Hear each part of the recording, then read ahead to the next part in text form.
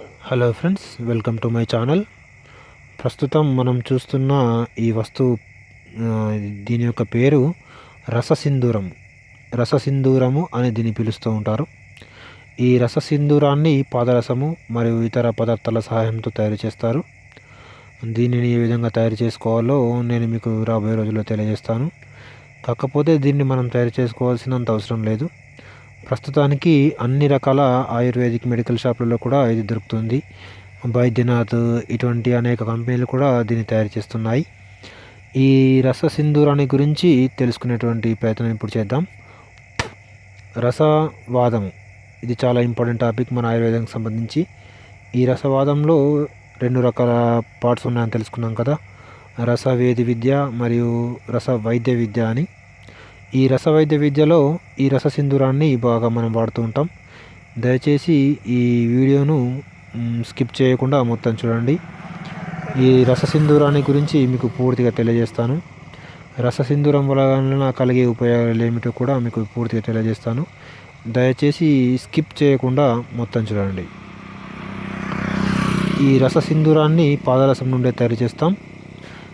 ఈ రససింధూరము మరియు రసకర్పూరము మరియు జీడిగింజ మరియు మారేడు చెట్టు, ఇవి 4 వస్తువులు. ఇంకా కొన్ని కూడా ఉన్నాయి. కాకపోతే ఇందులో ఈ 4 రకాల వస్తువులు చాలా విలువైనవి. ఇది తక్కయ్యలేని అనారోగ్య సమస్య లేదు. రససింధూరము, రసకర్పూరము ఇవి 2 దాదాపుగా అమృతంతో సమానమని ఆయుర్వేదం కొనియాడింది. రస సింధూరము, దీని ఇప్పటి నుంచి మనం సింపుల్గా సింధూరం అని పిలుచుకుందాం. ఈ సింధూరాన్ని ఉపయోగించి అన్ని రకాల వ్యాధులను మనం తక్కేసుకోవచ్చు. ఇది తక్కయ్యలేని అనారోగ్య సమస్య లేదు. ప్రతి ఒక్క అనారోగ్య సమస్యలు 99% అనారోగ్య సమస్యల్ని ఇది తక్కయిస్తుంది. ఖచ్చితంగా ఇది అమృతంతో సమానం. దీని గురించి మనం వివరంగా తెలుసుకుందాం. దయచేసి ఎవరు కూడా ఈ వీడియోని స్కిప్ చేయకుండా మొత్తం చూడండి. రససింధూరం వలన కలిగే ఉపయోగాలు ఏమిటో తెలుసుకుందాం. మనకు వ్యాధులు సాధారణంగా వాతం వలన, పైత్యం వలన, కఫం వలన వస్తూ ఉంటాయి. ఈ 3 రకాల సమస్యలకు కూడా ఈ రససింధూరము అనేది అద్భుతంగా పనిచేస్తుంది.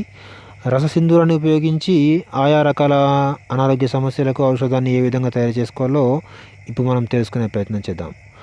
అన్ని రకాల వాత వ్యాధులకు, వాతం వలన జనించే ప్రతి వ్యాధికి ఈ రససింధూరాన్ని ఉపయోగించి మనం తక్కువ చేసుకోవచ్చు.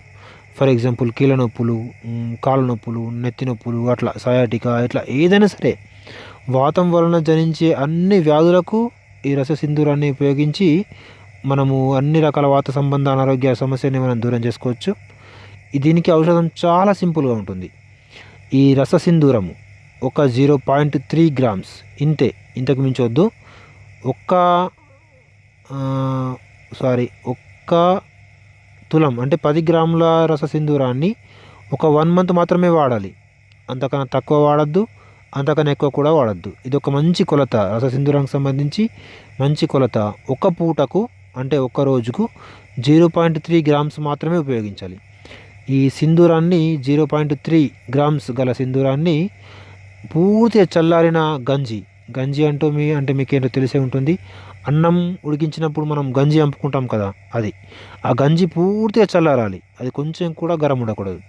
మొత్తం చల్లారిన గంజిలో ఈ సింధూరాన్ని 0.3 గ్రామ్స్ మోతాదుగా కలుపుకొని ప్రతిరోజు ఉదయం పొరగడుపున తాగుతూ ఉండాలి. ఈ విధంగా ఒక 3 మండలాల పాటు కనుక మనం చేయగలిగితే మన శరీరంలో ఉన్నటువంటి అన్ని వాత సంబంధమైనటువంటి సమస్యలు అన్నీ దూరం అయిపోతాయి. ఇది ఖచ్చితంగా వర్క్ చేస్తుంది. కాకపోతే దీనిని వాడేటప్పుడు కొంచెం జాగ్రత్త వహించాలి. ఇది బాగా తీక్షణమైన వస్తువు. దీనిని ఎక్కువగా సేవిస్తే శరీరంలో వేడి, మంట పుట్టే అవకాశం ఉంది. ఈ విధంగా వేడి, మంట పుట్టినప్పుడు కొబ్బరి నీళ్ళు తాగండి, తగ్గిపోతుంది. అలాగే ఈ ఔషధాన్ని సేవించేటప్పుడు పథ్యం కూడా ఉండండి. ఆలుగడ్డ, వంకాయ, చింతపులుసు మరియు అన్ని రకాల వేడి పదార్థాలు అంటే వేడి చాయ్ కానీ, వేడి నీరు కానీ, వేడి అన్నం కానీ, అట్లా అన్ని రకాల వేడి వస్తువులను బంద్ చేయండి.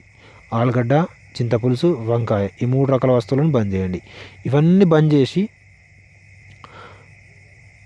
మంచి చల్లారిన గంజిలా 0.3 గ్రామ్స్ మోతాదుగా గల ఈ రససింధూరం యొక్క పొడిని కలుపుకొని ప్రతిరోజు ఉదయం పరగడుపున తాగండి. ఇంతే.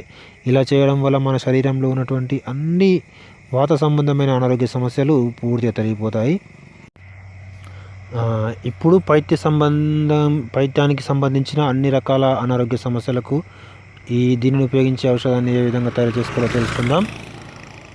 అన్ని రకాల పైత్య సంబంధమైన అనారోగ్య సమస్యలను నివారించుకోవడానికి ఈ విధంగా చేయండి. ఈ సింధూరం అంటే రససింధూరం 0.3 గ్రామ్స్ మోతాదుగా ప్రతిరోజు ఒక గ్లాసుడు కొబ్బరి నీళ్ళలో కలుపుకొని తాగండి. ఈ విధంగా మనం వీలున్నంత ఎక్కువ రోజులు చేస్తూ ఉంటే మన శరీరంలో జన్మించే లేదా జనించే అన్ని రకాల పైత్య సంబంధమైన అనారోగ్య సమస్యలని దూరం అయిపోతాయి. ఇది సేవించేటప్పుడు తీసుకోవాల్సిన పథ్యము ఆలుగడ్డ, వంకాయ, చింతపులుసు ఈ 3 రకాల వస్తువులు తినకూడదు.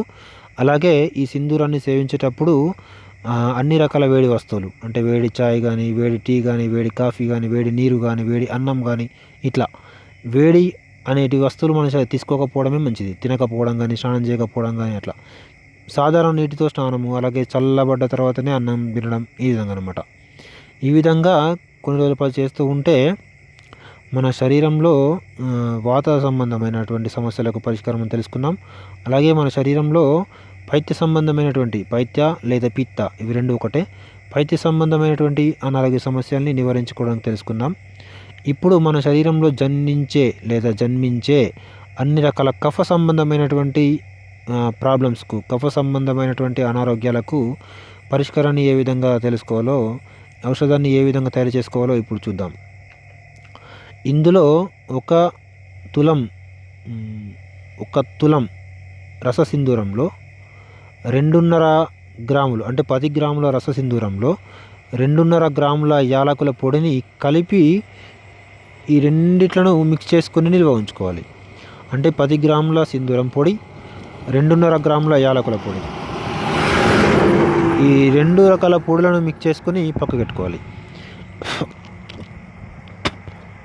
ఈ 12.5 గ్రాముల పొడిని ఒక 30 పొట్లాలుగా అంటే 30 సమాన భాగాలుగా విభజించుకొని ఒక భాగాన్ని చల్లారిన పాలు అంటే కాచి చల్లబడ్డ పాలులో కలుపుకొని ప్రతిరోజు ఉదయం పూట తాగుతూ ఉండాలి. ఈ విధంగా కనుక మనం కొన్ని రోజుల పాటు చేయగలిగితే మన శరీరంలో జన్మించే అన్ని రకాల కఫ సంబంధమైన వ్యాధులు అంటే దగ్గు, దమ్ము, అస్తమా, బ్రాంకైటిస్, రన్నింగ్ నోస్, సర్ది, జలుబు, దగ్గు, కాస, శ్వాస, పీనస ఇట్లా అన్ని రకాల సమస్యలు, కఫం ఆధారంగా జనించే అన్ని రకాల సమస్యలు ఈ ఔషధాన్ని సేవించడం ద్వారా మన శరీరం నుంచి పూర్తిగా తొలగిపోతాయి. ఆయుర్వేదం ప్రకారం రససింధూరము అనేది అమృతంతో సమానం. దీనిని పాదరసం సహాయంతో తయారు చేస్తారు. రసవాదంలో ఇది కూడా ఒక మంచి ఇంపార్టెంట్ టాపిక్. ఇంకా ఈ రససింధూరాన్ని ఉపయోగించి మరికొన్ని ఔషధాలు కూడా కలవు. వాటిని మీకు రాబోయే రోజులలో వివరంగా తెలియజేస్తాను. Thank you friends, thank you for watching. ఇటువంటి మరెన్నో ఇంట్రెస్టింగ్ విషయాలను గురించి తెలుసుకోవడానికి మరియు మన సనాతన ధర్మానికి సంబంధించిన అనేక విషయాల గురించి తెలుసుకోవడానికి మా ఛానల్ని సబ్స్క్రైబ్ చేయండి. Thank you friends, thank you for watching.